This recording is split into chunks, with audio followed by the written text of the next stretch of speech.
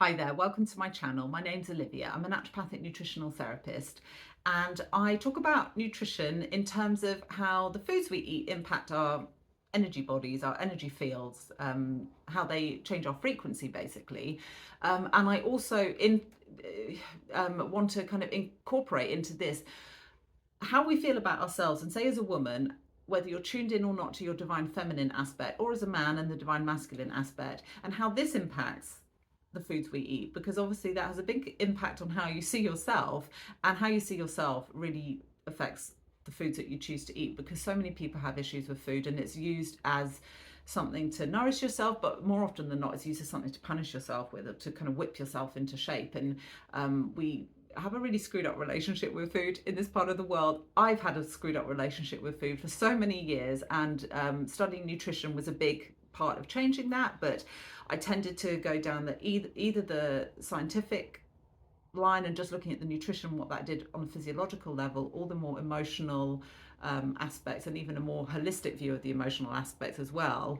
But I think it's actually about merging them together. I don't think it's either or. For some people that works, but for a lot of people it doesn't. So I think when you combine it together and you really think about food on an energetic level, it becomes a lot easier to make choices that are aligned with your divine feminine aspect, how you see yourself as, you know, as a being.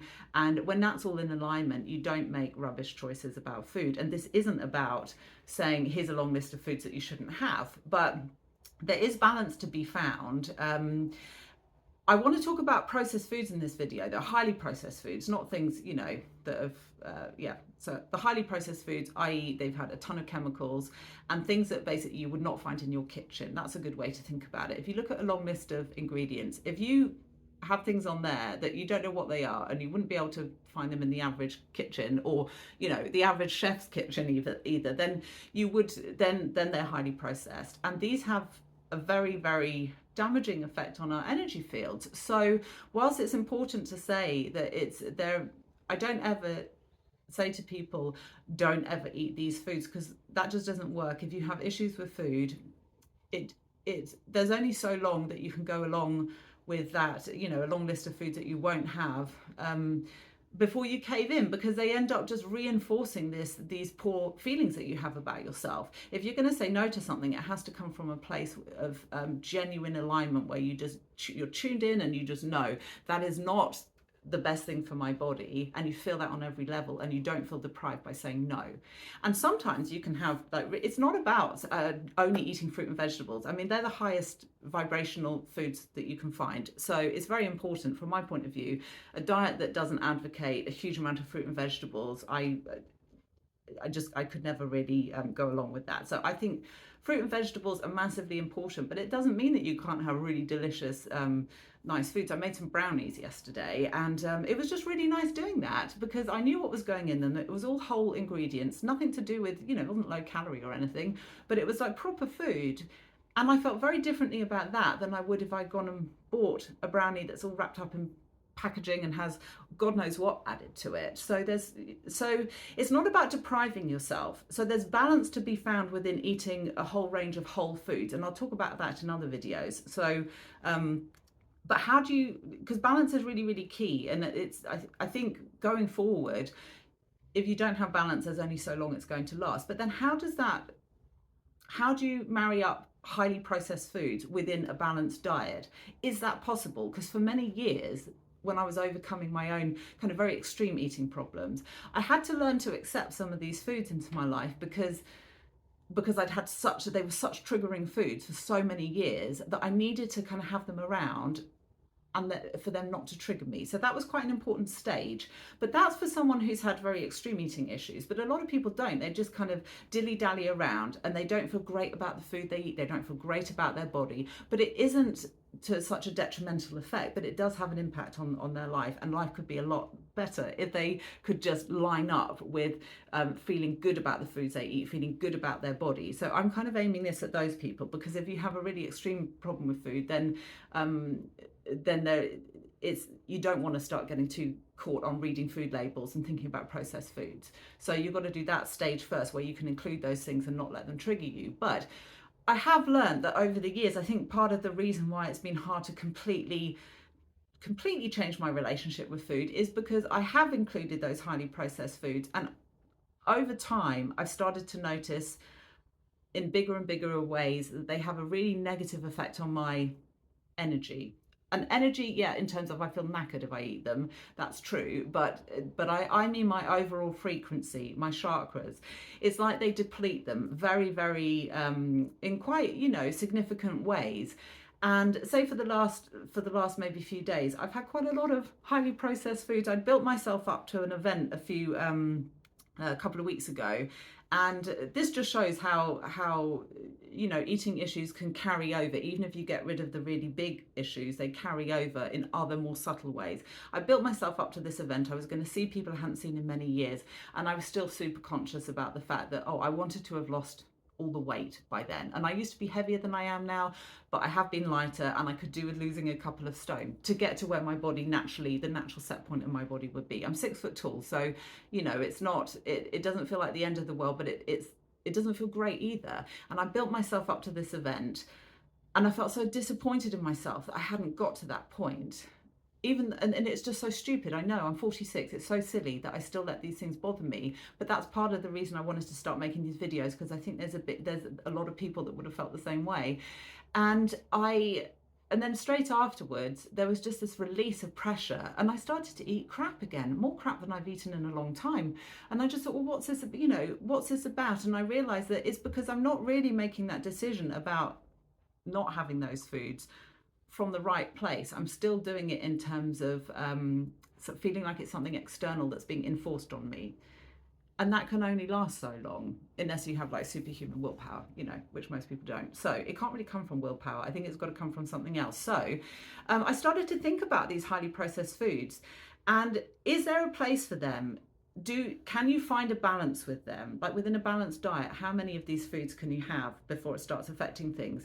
And I talked to my guides, angels, guides. So, and I was asking them about this. I mean, I do automatic writing, whatever. Anyway, I write down the messages from them, and I thought it was really interesting, because, which I realised, by the way, that's not for everyone. They might think that's weird, but I think more and more people nowadays, that's not going to sound too weird. Anyway, you probably switched off by now if it is weird for you. So, anyway, I was asking them about it, and because I felt like I don't want to be hypocritical, because I help other people overcome extreme problems with eating, and I talk about balance all the time, and I tell them, these foods, you've got to learn to have them around.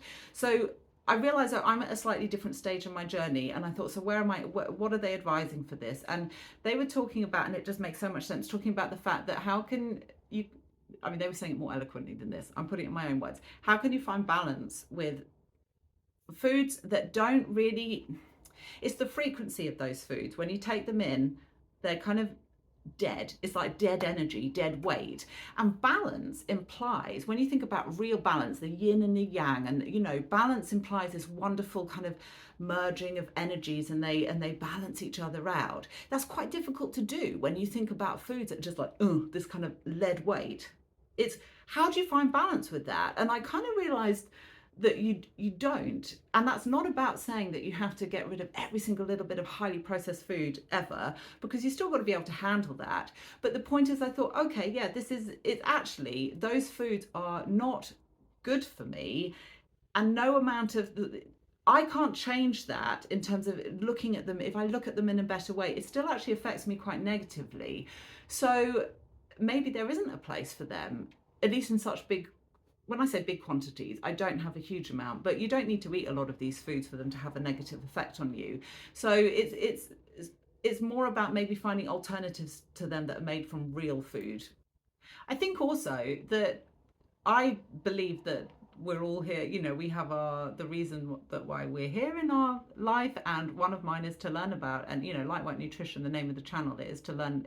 That was given to me through from my guides as well. And I think it is understanding like the foods that we eat and how they affect us on a frequency level, but that also means understanding how some things maybe are just not meant for us. And it's like if someone never drinks alcohol, like I don't really drink alcohol, and if I have like half a glass of wine, I can feel it massively. Now you could say, oh, that's, you're a lightweight, your body doesn't cope with it well.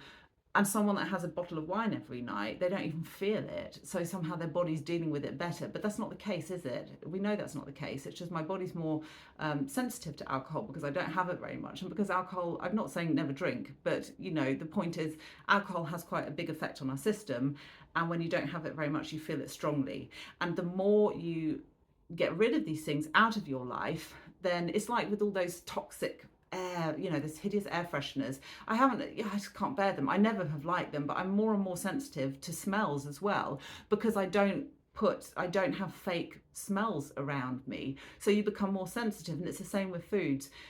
Our light body also, we're moving from a carbon to crystalline light body, and therefore we are going to be much more sensitive to these kind of dead weight foods. So I think that's why it feels like they're filtering the frequency of them is so far off to where I want to be and where I'm trying to be that I can't marry those two together. And it's about accepting that. And that's nothing to do with, say someone's had a really difficult relationship with food. I don't want to say certain words on the video because I know they get flagged, but you know what I mean, extreme issues with food, and I used to have them. So and like I said, to start with, the last thing you want to do is tell someone in that place that, right, you mustn't have these foods, they're really bad for you. So this isn't about those people. This is about, like I say, other people in the middle, and realizing that there's a reason that maybe people are struggling more and more with these foods, and realizing that they don't, it's just a mismatch of frequencies. And maybe it's time for them to kind of, filter out of your universe, but it has to be done in a gentle way. And everything about the way I work is gentle. It's like when I was thinking about that this morning, I was washing my hair and I was combing it out. And when you've got long hair, anyone will know this, if you really comb it really fast, you just create more and more tangles. It's just a nightmare. So you want to do it, you're trying to do it quickly, but you realize the only way to get there, the quickest way, is actually to be gentle and slow. Just slow down, and then you will actually get there faster than if you're, jamming the comb into your through your hair. So it's exactly the same with any of these things. And this isn't about go out and or go to your cupboards and get rid of every single thing that has an ingredient that you don't understand. I think it's about slowly changing things. And when I was shopping yesterday, and I did realize that it's quite hard to even making recipes from scratch, and they want you to have certain things, but some of those ingredients have ingredients in themselves that are part of those kind of highly processed foods. But things that you get, chemicals that will have a negative impact. But I thought, oh gosh, honestly, it's too much. It became stressful thinking I couldn't have anything. So I just made my peace with the fact that, okay, so that little whatever it was I was going to add, it does have something in there that in an ideal world I wouldn't have. But it's only a tiny ingredient in something bigger that I'm making from scratch. So that's fine. I've made my peace with it, So it's not about being really black and white about it. If I'm at someone's house or we go out for a meal, I'm not going to start stressing that some of those foods have been highly processed. The point is, when I can and where it feels easy, I will make other choices around what I eat, and I will make from now on a concerted effort to really drastically cut down on those highly processed foods. And I'm interested to see how that impacts me, because like I said, these last couple of weeks, I haven't been eating very well at all. And I tell you what, I haven't felt in a good place at all. And my skin feels terrible. Everything feels swollen. Everything hurts in my body. And I'll talk about all the other health problems that go along with struggles with eating as well in other videos, because and that will clear up, I believe, as you change the way you eat and as you start focusing on a really aligned diet and really interacting with your food, if you know what I mean, on a everything's a mix of energy. So when you take on food, it's like when you bless your food, like Dr. Emoto talked about, the ice crystals, and when you bless them and they form beautiful crystals. And it's the same with food. Fresh food has a lot of fluid in and water, and it's a living consciousness. Veda Austin talks about it a lot, and the foods we eat hold that. And when you feel in a good way about the foods you eat, then they will work with your body. So, and that's not possible to do when those foods are so nutritionally deplete and dead and full of chemicals. I don't believe you can change that into something that's going to be giving your body nourishment. So that's my promise to myself today, is the highly processed foods are going. There is another word for them, but again, I don't want to. I'm just worried about things being flagged, and especially when I'm only starting out this YouTube channel, I don't I don't want to be blacklisted. So, but I think you know the word I mean. And Chris Van Tulleken wrote a fantastic book on this. And ultra processed people, and it's a fantastic read, although it can make you a little bit paranoid about everything you eat, and it maybe isn't quite so gentle, and you know, anyway, right, I'm going to leave it there, but so that's what I'm going to do, and I'm intrigued. I'll let you know how it goes, and yeah, I'll see you soon. Okay, bye.